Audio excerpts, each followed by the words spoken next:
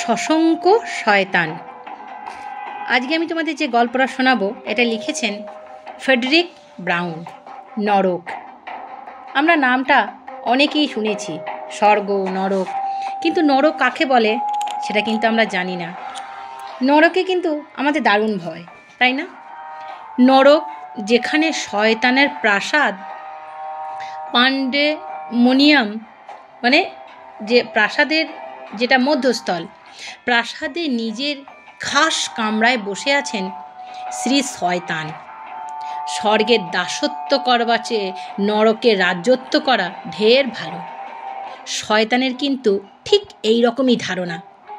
আলো ছিকমিক ছিকমিক ডেস্কটার উপর ঝুঁকে পড়লেন শয়তান। খুট করে ইন্টারকমের সুইচটা টিপলেন। হ্যাঁ স্যার, বলুন। লিলিথের কণ্ঠস্বর ভেসে এলো। সে হলো শয়তানের ব্যক্তিগত সচিব। আজকে কয়জন এসেছে? শয়তান প্রশ্ন করলেন। বেশি নয়, মোটে 4 জন স্যার। ওদের একজনকে ভেতরে আপনার কাছে পাঠাবো? হ্যাঁ পাঠাও। একটু অপেক্ষা করো। ঠিক আছে স্যার। ওরা এখন কোথায়? আমার কামরায় বসে আছে। তুমি ওদের মোটামুটি পরীক্ষা করে দেখেছো? হ্যাঁ স্যার। আচ্ছা, তোমার কি ওদের মধ্যে কাউকে একেবারে স্বার্থপরতারহীন বলে মনে হয়েছে? স্যার, একজনকে মনে হয়েছে। বলো কি? শয়তান চমকে উঠলেন। কিন্তু তাতে কি হয়েছে স্যার? চূড়ান্ত ইচ্ছা প্রকাশ করার সম্ভাবনা খুবই ক্ষীণ। 1 বিলিয়ন বা 100 কোটি লোকের মধ্যে হয়তো একজন চূড়ান্ত ইচ্ছা প্রকাশ করতে পারে, আর সেই ইচ্ছার সঙ্গেও স্বার্থের কোনো সম্পর্ক থাকা চলবে না। সম্পূর্ণ নিঃস্বার্থ হতে হবে এই ইচ্ছেকে, তাই তো স্যার? হ্যাঁ তাই। চূড়ান্ত ইচ্ছা এই শব্দ দুটি শুনে নরকের অসহ্যহীন উত্তাপের মধ্যেই শ্রী শয়তান কেঁপে উঠলেন। শয়তানের মনে সব সময় এই দুশ্চিন্তা, কোন দিন কোনো একজন হয়তো তার কাছে এমন এক চূড়ান্ত ইচ্ছার কথা বলবে যে হয়তো সেই কথাটা সে ইচ্ছের বা তার মনের ইচ্ছার স্বার্থপর তার কোনো সম্পর্ক তার সঙ্গে কিন্তু থাকবে না। আর সেই দিন, হ্যাঁ সেই দিন আসবে শয়তানের অমর জীবনের নিদারুণ বিপর্যয়। কি হবে সেই দিন? শয়তান শৃঙ্খলিত হয়ে পড়বেন। শৃঙ্খলাবদ্ধ অবস্থায় তাকে কাটাতে হবে সুদীর্ঘ 1000 বছর। 1000 বছর পরে শৃঙ্খলমোচন হলেও শাশ্বতকালের অনাগত দিনগুলিতে শয়তান হয়ে পড়বেন কর্মহীন। তার কাছে আর কেউ আসবে না। অসহ্য এই অবস্থার কথা শ্রী শয়তান ভাবতেও পারেন না। কিন্তু সে সম্ভাবনা তো ক্ষীণ, অতি ক্ষীণ। 1 বিলিয়ন লোকের মধ্যে একজনের সম্পূর্ণ স্বার্থপরতা বর্জিত চূড়ান্ত ইচ্ছা প্রকাশ করা। আবার কেঁপে উঠলেন শ্রী শয়তান। না, এসব কথা ভেবে অনাবশ্যক দুশ্চিন্তাগ্রস্ত হবার কোনো প্রয়োজন কিন্তু আমার নেই। লিলিথ ঠিকই বলেছে, সম্ভাবনা ক্ষীণ, খুবই ক্ষীণ। এটা অসম্ভব বললেও বোধহয় বাড়িয়ে বলা হবে না। মানুষ কখনো স্বার্থপরতার ঊর্ধ্বে উঠতে পারে না। আপন মনে এ কথাগুলো বলে শ্রী শয়তান নিজেকে যেন সান্ত্বনা দিলেন। হাজারে হাজারে একজন লোক শয়তানের কাছে আত্মা বিক্রি করে। এর আত্মা বিক্রি করে ইচ্ছা পূরণের জন্য, তার মনের যাবতীয় ইচ্ছা পূরণ করার জন্য। শয়তানের ইহজগতে এদের ইচ্ছা পূরণ করেন। তার বদলে মৃত্যুর পর এদের আত্মা আসে শ্রী শয়তানের অধিকারে। ওই আত্মাদের হয় অনন্ত নরকবাস। এদের ভিতরে কেউ কেউ সে স্বার্থহীন ইচ্ছা প্রকাশ করে না, তাও নয়, কিন্তু সেসব স্বার্থহীন ইচ্ছা তুচ্ছ। চূড়ান্ত ইচ্ছার ধারের কাছেও তা যেতে পারে না। হয়তো আরও লক্ষ লক্ষ বছর কেটে যাবে। শ্রী শয়তানের কাছে কেউ চূড়ান্ত ইচ্ছা প্রকাশ করবে না।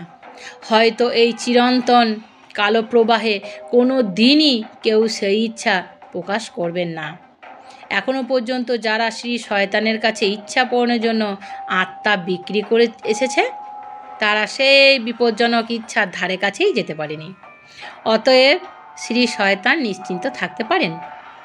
এবার ইন্টারকামে সুইচটা টিপলেন শ্রী শয়তান। বলুন স্যার। লিলিথের কণ্ঠস্বর ভেসে এলো। ঠিক আছে লিলি, একজন করে পাঠাও। এক্ষুনি পাঠাচ্ছি স্যার। শোনো, যে লোকটিকে তোমরা স্বার্থপর বলে মনে হয়নি তাকে আগে পাঠাও। তার সঙ্গে কারবারটাই আগে শেষ করি। ঠিক আছে স্যার। শ্রী শয়তান আর একটা সুইচ টিপলেন। লিলিথের সঙ্গে যোগাযোগ কিন্তু এবার ছিন্ন হলো। যে লোকটি বিশাল দরজাপথে শ্রী শয়তানের খাস কামরায় এসে ঢুকলো তাকে দেখে কিন্তু মোটেই বিপজ্জনক বলে মনে হলো না। লোকটি বেঁটে, ওকে দেখলেই মনে হয় যেন খুব ভয় পেয়েছে। শ্রী শয়তান ভ্রুকুটি করলেন। লোকটির দিকে তাকিয়ে গম্ভীর গলায় বললেন, তুমি কোথা থেকে এসেছো জানো? আর এখানে কোথায় এসেছো সেটা জানো? জানি, মৃদুকণ্ঠে লোকটি উত্তর দিল। কার কাছে এসেছো বলো তো? জানি, ভীরু গলায় লোকটি বলল। তুমি সত্যের কথা জানো? হ্যাঁ, বেটে লোকটি বলল। অন্তত আমার ধারণা সত্যটা ভালোভাবেই তুমি বুঝেছো। কি বুঝেছো তো? আমি আপনাকে আমার একটা ইচ্ছার কথা আমি বলবো। আমি যে ইচ্ছার কথাটা আপনাকে বলবো, মানে বেটে লোকটি বলল, আমি অনেক ভাবনা চিন্তা করে অনেক সতর্কতার সঙ্গে আমার ইচ্ছাটা ঠিক করেছি এবং তারপর আবার অনেক অনেক থেমে অনেক অপ্রাসঙ্গিক কথা আমি শুনতে চাই না। আমার সময়ের দাম আছে। বলো তো তোমার ইচ্ছেটা কি? মানে তাহলে বলেই ফেলি ইচ্ছাটার কথা। হ্যাঁ, বলেই ফেলো, অধৈর্যে সুরে শয়তান বললেন।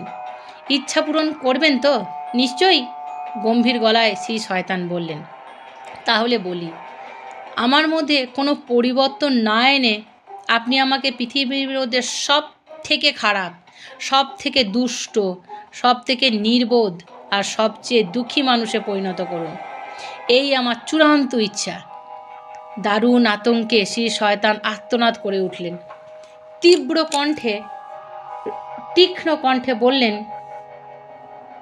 এটা আবার কি? লোকে ভালো হতে চায় আর তুমি কি না সব থেকে দুষ্ট, সব থেকে নির্বোধ আর সব থেকে দুঃখী মানুষ হতে চাও? হ্যাঁ, এটাই আমি হতে চাই। এটাই আমার মনের চূড়ান্ত ইচ্ছা। এই কথা শুনে শয়তানও আর্তনাদ করে উঠল। আমার এই গল্প যদি তোমাদের ভালো লেগে থাকে তাহলে নিজেদের নিকট আত্মীয়র সঙ্গে আমার এই গল্প শেয়ার করো। কবর আমরা কিন্তু অল্প বিস্তর সবাই দেখেছি, তাই না?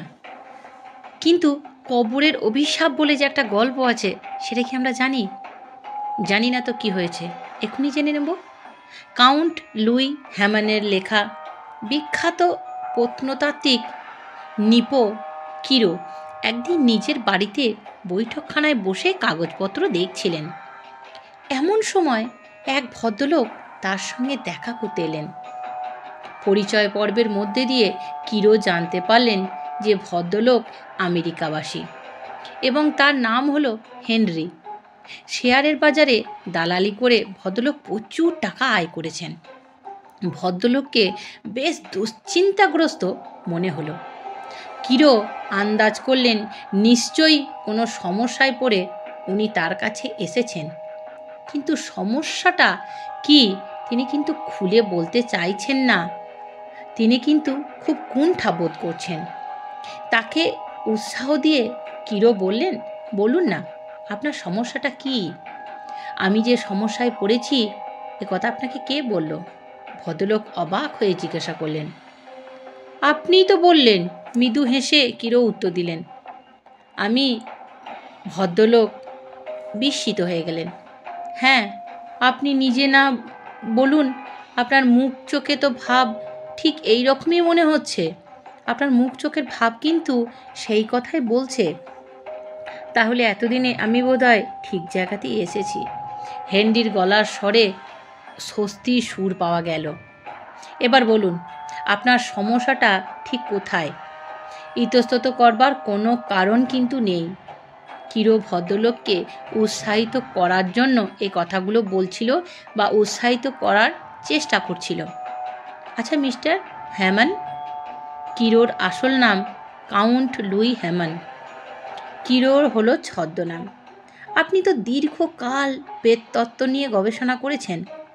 আপনি কি বিশ্বাস করেন যে বহু কাল আগে মৃত কোনো ব্যক্তির আত্মা প্রতিশোধ নেবার জন্য তৎপর হয়ে উঠতে পারে? এ প্রশ্ন কেন করছেন কেন? কারণ আছে। কিছুক্ষণ চুপ করে রইলেন ভদ্রলোক। বোধ হয় যেসব কথাগুলো তিনি বলতে চাইছেন, তিনি হয়তো মনে মনে একটু গুছিয়ে নিতে চাইছেন। গুছিয়ে নিয়ে মনে মনে তারপর সমস্ত দ্বিধাদ্বন্দ্ব ঝেড়ে ফেলে বললেন, আমি কেবল দালালি করেই এ যাবৎ জীবন কাটাইনি, কিন্তু পড়াশোনাও আমি কিছুটা করেছি। প্রাচীন ইতিহাস, বিশেষ করে প্রাচীন মিশরের ইতিহাস ছেলেবেলা থেকেই আমার মনকে টেনেছে। মিশর সম্পর্কে কিছু দামি আর দুষ্প্রাপ্য পুঁথিও কিন্তু আমার ব্যক্তিগত পাঠাগারে রয়েছে, কিন্তু শুধু বই পড়েই আমি তৃপ্ত হতে পারলাম না।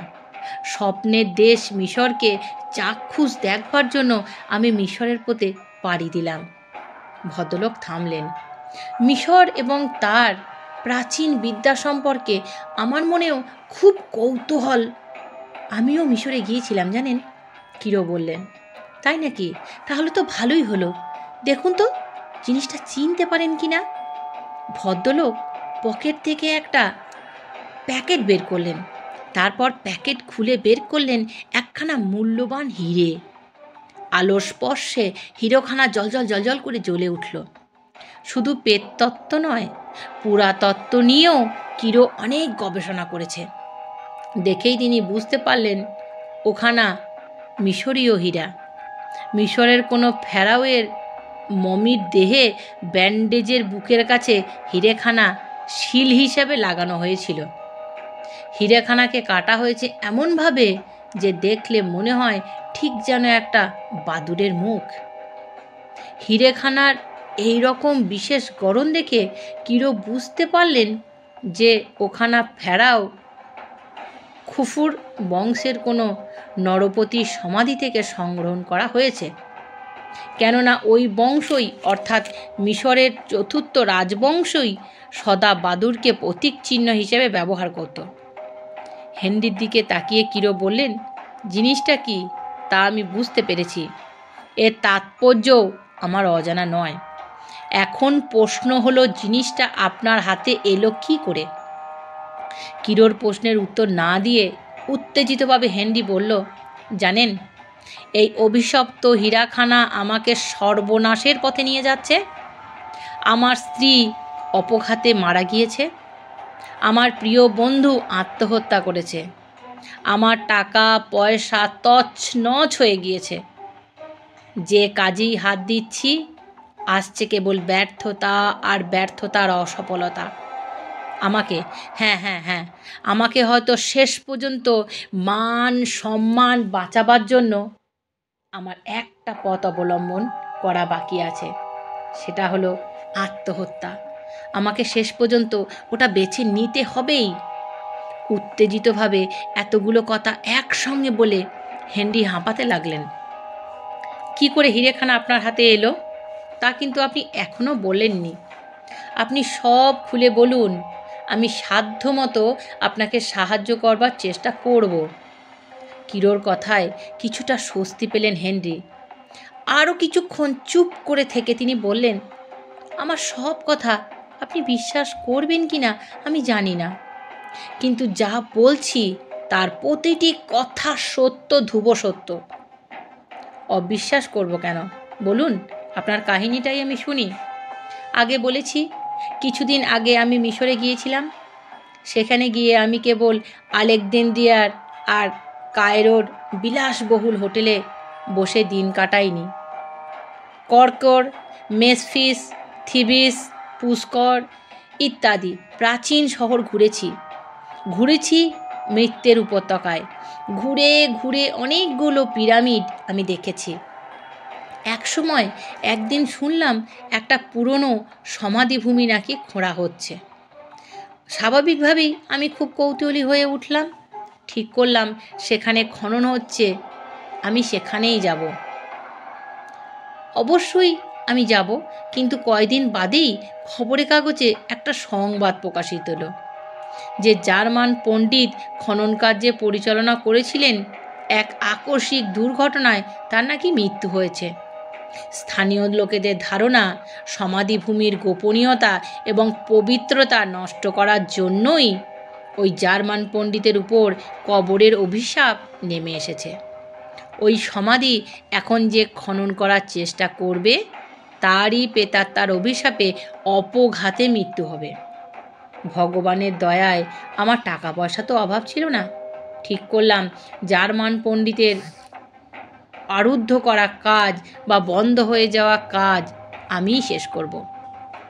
কবরের অভিশাপ যে জাতীয় কুসংস্কারে আমার কোনো বিশ্বাস কিন্তু ছিল না, কিন্তু কাজ শুরু করতে গিয়ে প্রথমেই মুশকিলে পড়লাম। মুশকিলটা হলো কুলি মজুর জোগাড় করা। স্থানীয় কোনো শ্রমজীবী সমাধিভূমি খননে রাজি হলো না। ওদের মনে এই ধারণাটাই বদ্ধমূল হয়েছিল যে খোঁড়বার চেষ্টা করবে ওরাও মারা পড়বে। আমার স্বভাবটা হলো এই যে কাজে আমি একবার হাত দিই তা থেকে আর পিছিয়ে আসতে আমি কিন্তু পারি না। কুলি মজুরদের ভয় দেখে আমার জিদটা যেন আরও বেড়ে গেল। কুলি মজুরদের আমি কোনো অসমাপ্ত কাজ আমি অসমাপ্ত রাখতে চাই না, এটা হলো আমার স্বভাব। আচ্ছা, কুলি মজুরদের ভয় দেখিয়ে আমার জিদটা, কুলি মজুরদের এত ভয় কেন? আমার জিদটা অনেকটা বেড়ে গেল। অনেক টাকা খরচা করে অন্য জায়গা থেকে আমি শ্রমিক নিয়ে গেলাম। আমি শ্রমিক নিয়ে গিয়ে আবার সমাধি খনন করা শুরু করলাম।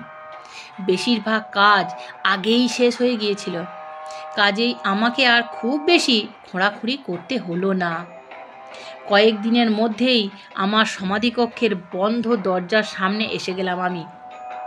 এই কক্ষের মধ্যেই রয়েছে প্রয়াত ফেরাওয়ের ম্যামি।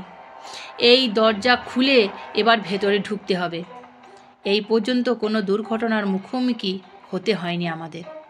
কুলি মজুদের মনোবলও রয়েছে অটুট, কিন্তু এই মনোবল অটুট রাখাই না কিছু হওয়া পর্যন্ত বা সমাধিকক্ষের দরজার খুলবার নির্দেশ দিলাম আমি জানি কোনো কিছু হবে না, বা আমার মনে যে ভয়টা আছে সেটা আমি কুলি মজুদের কাছে প্রকাশ করলাম না। কুলি মজুরেরা এবার পিছিয়ে গেল। শেষ পর্যন্ত প্রচুর পুরস্কারের লোভ দেখিয়ে 4-5 জন কুলিকে দরজা খোলবার কাজে লাগানো গেল। কিন্তু কথা দিতে হলো তাদের আমি সমাধিকক্ষের ভেতরে ঢুকতে বলতে পারবো না। দরজা ভাঙা হলেই তাদের কাজ শেষ হয়ে যাবে। দরজা খুলল, আমি একাই ঢুকলাম সমাধিকক্ষে। দরজার যে লিপি ছিল তা থেকে বুঝতে পেরেছিলাম এই কক্ষই হলো ফেরাও চতুর্থ ফখর শেষ বিশ্রামস্থল। মিশরীয়ের বিশ্বাস অনুসারে ওয়াইরিসের দরবারে শেষ বিচারে পূর্ব পর্যন্ত প্রয়াত ফেরাওকে এখানেই অপেক্ষা করতে হয়েছিল।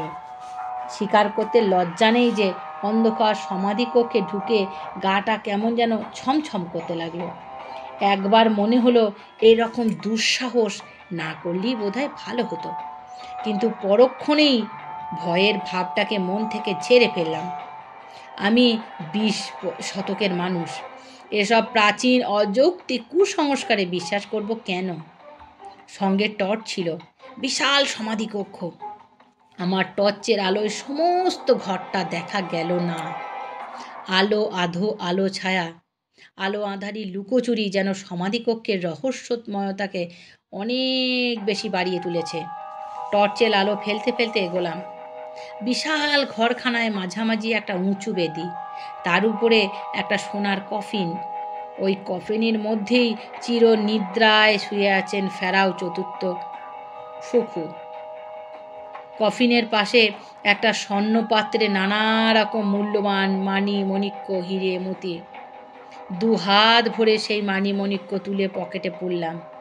মুহূর্তের জন্য মনে হলো সমাধিকক্ষের পাথুরে মেঝে যেন থরথর থরথর করে কেঁপে উঠল। চমকে উঠলাম, এ কি ভূমিকম্প? না, এ আমার মনের ভুল, আমার আচ্ছন্ন মনের কল্পনা। পায়ে পায়ে এগিয়ে গেলাম কফিনটার কাছে, তালা খুলে ফেললাম।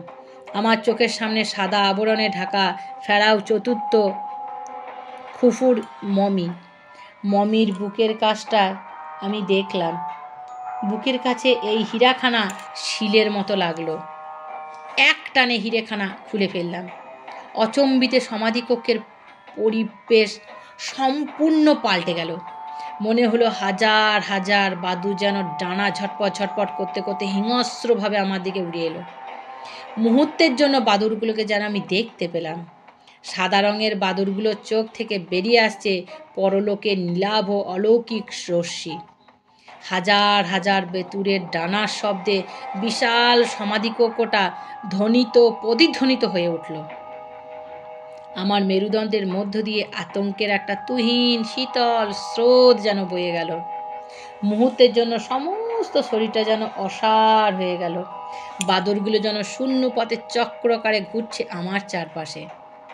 কোনো রকমে নিজেকে একটু সামলে নিয়ে ছুটতে সমাধিকক্ষের বাইরে চলে এলাম। লাখো লাখো সাধু বাদুড় আমাকে তাড়া করে এলো, পুরো সাদা বাদুড়। ছুটতে ছুটতে কি করে যেন তাঁবুতে এসে পৌঁছালাম তা একমাত্র ভগবানই জানে। আমি কিভাবে সেখান থেকে বেরিয়ে তাঁবুতে ঢুকেছিলাম। তাঁবুতে ঢুকেই অজ্ঞান হয়ে গেলাম।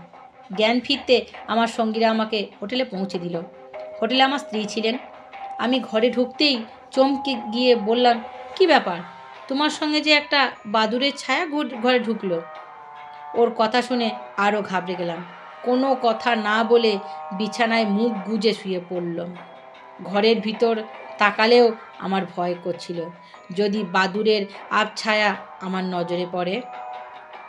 পিরামিডের ভিতরে ঢুকবার সাহস আর আমার হয়নি। আমার পক্ক বিহ্বল ভাব দেখে স্ত্রী বললেন, চলো আমরা এই জায়গা ছেড়ে অন্য কোথাও চলে যাই। তার কথা মতো পরদিনই আমরা অন্য জায়গায় চলে গেলাম। ভাবলাম এই জায়গাটা ছেড়ে গেলে মন থেকে ভয়ের ভাবটা ধীরে ধীরে কেটে যাবে। কিন্তু হলো তার ঠিক উল্টোটাই। আমার মনের ভাবনা আমার ধীরে ধীরে ভয় কাটার কিচ্ছু আমার ভয় কাটলো না। যেখানেই যাই সেখানেই অজানা আশঙ্কায় শিউরে উঠি। ভয় জিনিসটা বোধ হয় সংক্রামক। আমার আতঙ্ক আমার স্ত্রীকেও যেন পেয়ে বসেছে। সব সময় মনে হয় কোনো এক অদৃশ্য অজানা শত্রু সব জায়গায় আমাদের অনুসরণ করে চলেছে। মাঝে মাঝেই বাদুড়ের ডানার আওয়াজ পাই। হাজার হাজার বাদুড় যেন শূন্য পথে উড়ে আসছে ঝাপটা মারার জন্য। আমাদের ভয় দিন দিন দিন দিন বেড়ে যেতে লাগলো।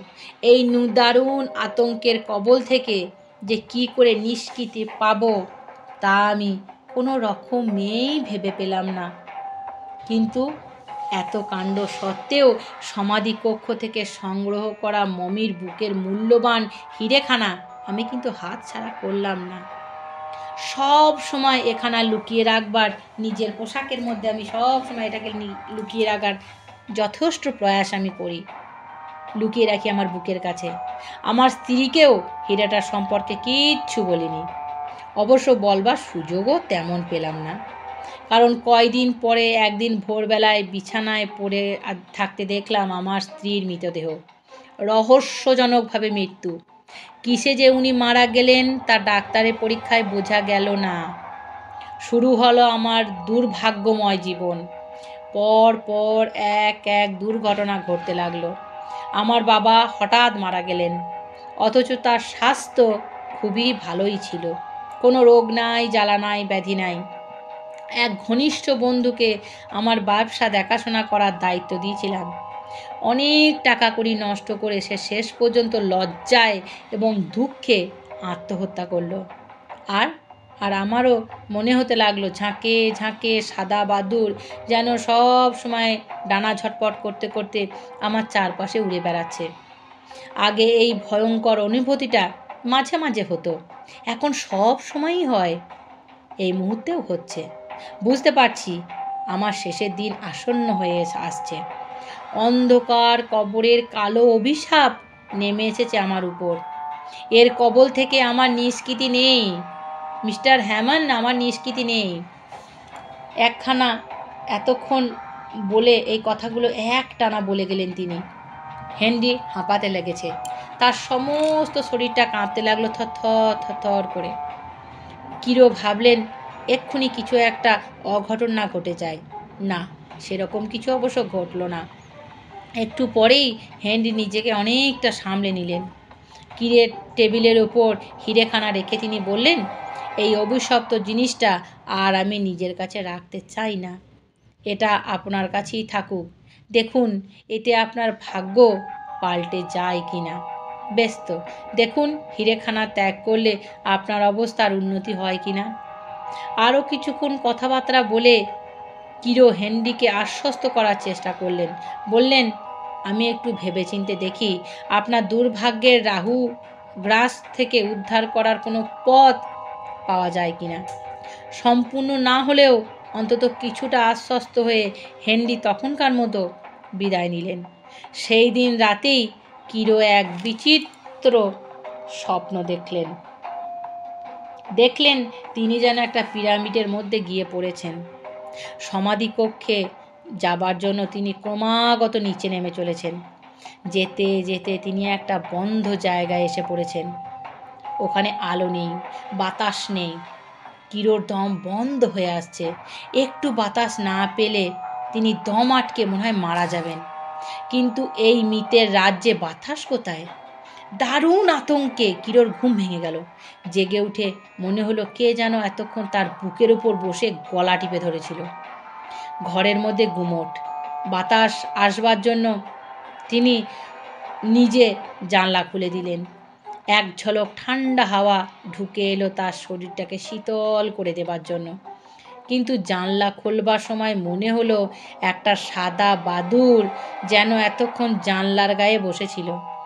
জানলা খুলতেই সেই নিশাচর বাদুড়টা শূন্য পথে উড়ে গেল। প্রাণীটার ডানার ঝটপট ঝটপট শব্দ যেন শুনতে পেল কিরো। পরদিন গলায় খুব ব্যথা হলো। বাধ্য হয়ে ডাক্তার দেখালো কিরো। ডাক্তার যা বললেন তা শুনে অবাক হয়ে গেল কিরো। ডাক্তার বললেন কোনো বিষাক্ত প্রাণীর দংশনে গলায় ব্যথাটা হয়েছে। হেনরিও বাসায় এলেন কিরো। হিরেটা তাকে ফেরত দিয়ে বললেন, এখানা সত্যিই অপয়া। এই হিরেটা অভিশপ্ত হিরে। আপনি যেখানকার জিনিস সেখানেই রেখে আসুন। এ রত্ন ইহলোকের সম্পত্তি নয়, এ হলো মৃত্যুর রাজ্যের সম্পত্তি। ইহলোকে এই হিরেখানা যার কাছে থাকবে তারই সর্বনাশ ঘটবে। আমি তো রেখে আসতে চাই, কিন্তু সেই সমাধিকক্ষে ঢুকবার সাহস আমার নেই। কাতরভাবে হেনরি বললেন, তাহলে উপায়? দুজনে ভেবেচিন্তেও কোনো উপায় বের করতে পারলেন না। কিরো বিদায় নিলেন। হেনরির সঙ্গে কিরোর আর দেখা হয়নি। তার খবর কিরো জানতেও পারলেন না।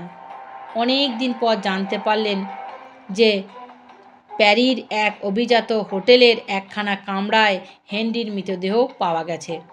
মাত্র আগের দিন সন্ধেবেলায় তিনি এই হোটেলে উঠেছিলেন।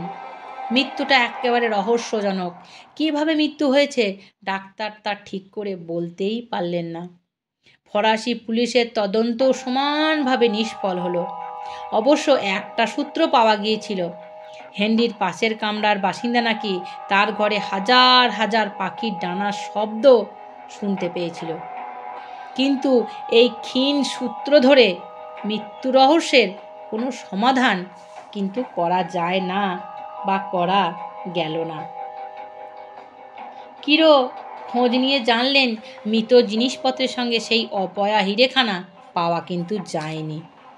অপয়া হিরেখানা, অভিশপ্ত হিরেখানা কাহিনী কিন্তু এখানেই শেষ হলো না। কিরোর এক বন্ধু ছিলেন মিস্টার ডেড। তিনি প্রেততত্ত্বের চর্চা করতেন।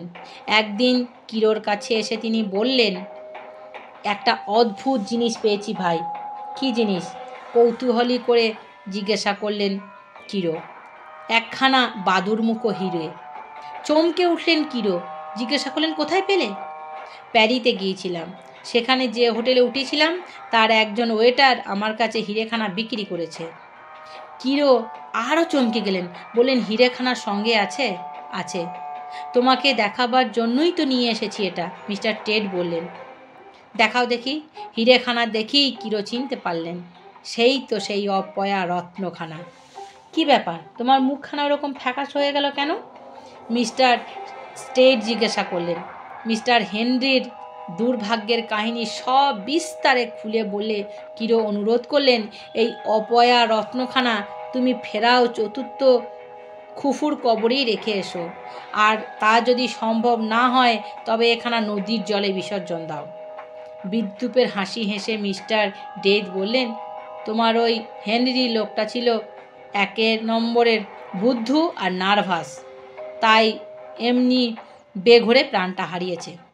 আমি হচ্ছি একজন পেততত্ত্ববিদ, ওসব ভূত পেতের সঙ্গে যুঝবার ক্ষমতা আমার আছে, কিন্তু হিরেখানা রাখলে আজ হোক বা কাল হোক তোমার উপর কবরের অভিশাপ নেমে আসবেই। চিন্তিতভাবে কিরো বললেন, তোমার ওই কবরের অভিশাপ আমার কোনো ক্ষতি করতে পারবে না। মিশরীয় পেতদের আমি থোড়াই পরোয়া করি, কিন্তু কাজটা তুমি মোটেই ভালো করছো না, কিরোর মন্তব্য করলেন। কয়দিন পরে মিস্টার ডেথ আবার এলেন কিরোর কাছে, হাসতে হাসতে বললেন, কই হে, তোমার মিশরীয় প্রেত তো আমার কোনো ক্ষতি করতে পারলো না। কি, একটু শক্ত লোক আমি তো, মিশরীয় প্রেতপুরীর বাসিন্দারা বোধ হয় আমাকেই ভয় পেয়েছে, কিন্তু সময় তো যায়নি। কিরো মন্তব্য করলেন, মিশরীয় প্রেত বোধ হয় আর আমার নাগাল পাবে না। আমি আমেরিকায় যাচ্ছি জানো, বোধ হয় টাইটানিক নামে একখানা বিরাট জাহাজ কয়দিন বাদেই আটলান্টিক মহাসাগর পাড়ি দিচ্ছে। আমি সেই জাহাজের একজন যাত্রী। আরও কিছুক্ষণ কথাবার্তার পর মিস্টার ট্রেড বিদায় নিলেন। কিরো কিন্তু তার সম্পর্কে চিন্তিত হয়ে রইলেন। হিরেখানা ত্যাগ না করলে ওই মিস্টার ট্রেডের উপর কবরের অভিশাপ যে নেমে আসবেই, এ সম্পর্কে কিরোর মনে কোনো সন্দেহ ছিল না। মিস্টার ট্রেডের সঙ্গে কিরোর আর কোনো দিন দেখা হয়নি। একদিন পরেই টাইটানিক জাহাজ সমুদ্র যাত্রা করল। তারপর একটা সংবাদ সমস্ত জগৎ স্তম্ভিত হয়ে গেল। বিশাল টাইটানিক জাহাজ আর তার সমস্ত যাত্রীর আর নাবিকসহ তলিয়ে গেল উত্তাল আটলান্টিক অতল তলে। অপয়া হিরেখানা মিস্টার ট্রেডের সলিল সমাধি হলো। এমনি করেই নেমে এলো কবরের অভিশাপ। এই খবর পেয়ে কিরো মন্তব্য করলেন, বিধিলিপি কে খণ্ডাতে পারে? বিধিলিপির খণ্ডানোর এখনো পর্যন্ত কারোর এত ক্ষমতা হয়নি। আমি বৈশাখী বলছি, আমি খুব ভালো আছি, ঈশ্বরের কৃপায় তোমরা নিশ্চয়ই ভালো আছো। আমার গল্প তোমাদের কেমন লাগছে সেটা কিন্তু কমেন্ট করে জানাতে ভুলো না। তোমাদের কমেন্ট দেখতে ও পড়তে আমার খুব ভালো লাগে। ভালো থাকো, সুস্থ থাকো।